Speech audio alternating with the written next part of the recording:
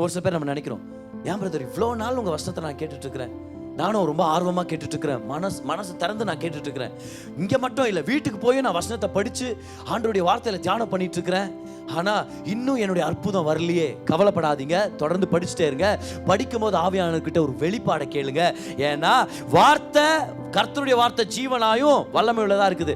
அதை படிக்க படிக்க படிக்க படிக்க ஒரு நாள் பரிசுத்த ஆவியானவர் ஒரு வெளிச்சத்தை கொண்டு வருவார்.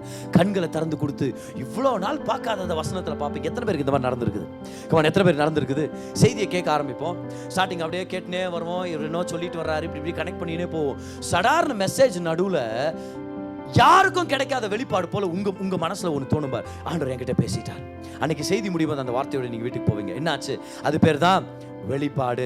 வெளிப்பாடு வந்துருச்சுன்னா நம்மளுடைய சுக வாழ்வு சீக்கிரம் வரும். Your healing will come speedily, சீக்கிரமா வரும்.